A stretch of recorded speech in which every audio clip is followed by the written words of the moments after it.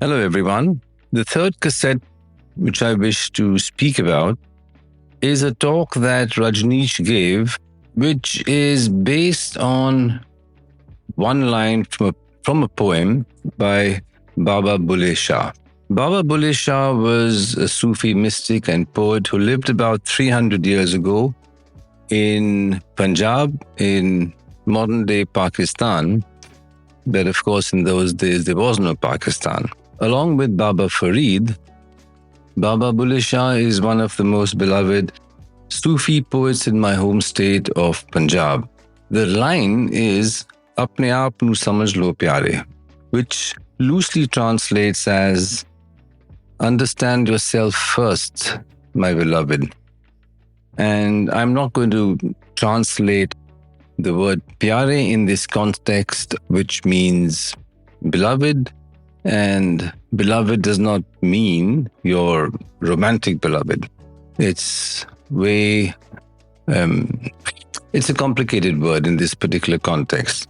I remember Rajneesh going on to say that the Gautam Buddha was not a Buddhist, nor was Jesus Christ a Christian, neither was Muhammad a Muslim.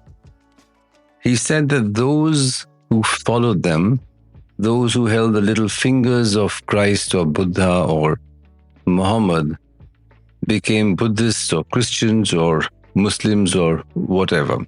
These three people who he referred to, they had a sense of mission, and I assume that they understood themselves and what they wanted to achieve. I also assume that they understood their inner drive. Now, the question for me thereafter is, does it mean that if you are a leader, you fully understand yourself?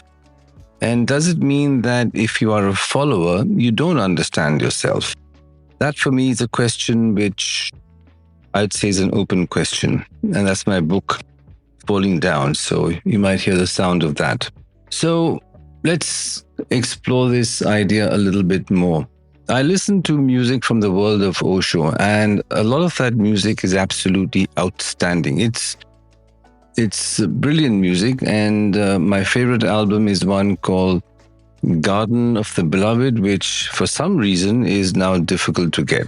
And I'm 100% sure that the musicians who made that music, while being followers of Rajneesh, understood themselves well enough to create these beautiful albums. On the other hand, you have people like, let's assume Hitler, let's assume Netanyahu, let's assume Donald Trump, who are supposedly world leaders today. But do you honestly believe that they really understand themselves beyond their need to stay in power? So there's a dark side to every leader. They say there's a dark side, or there was a dark side to Steve Jobs, and his dark side often manifested itself in work situations, even as he produced path-breaking products. And I have a simple point here.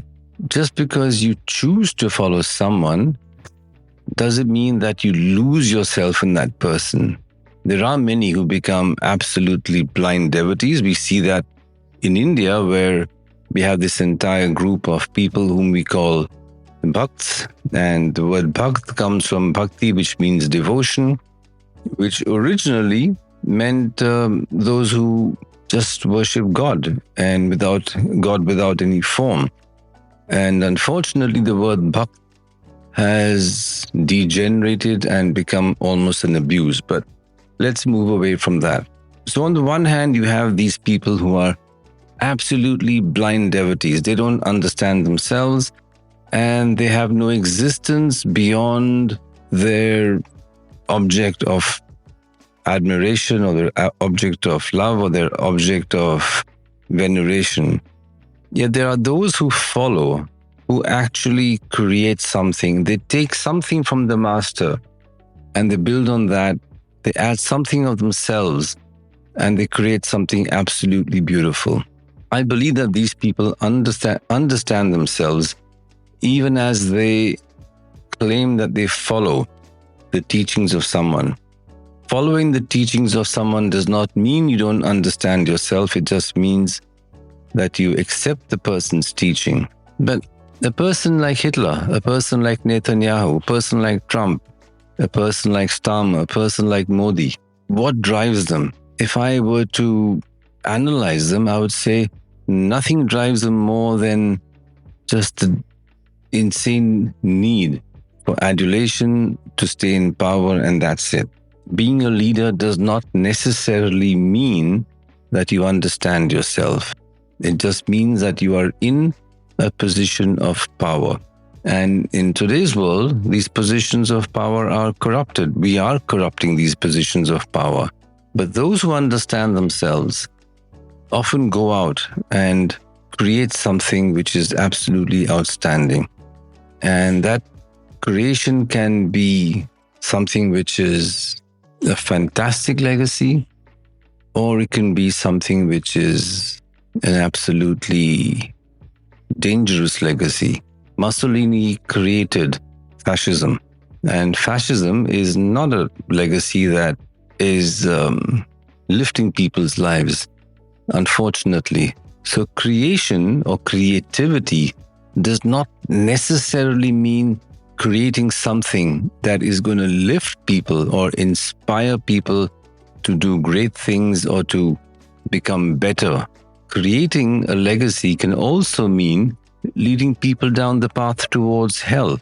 Now, did Mussolini actually understand himself? We'll never know. Do you understand yourself? And the question is, if you understand yourself, if you want to create something, what are you going to create? What legacy are you going to leave behind?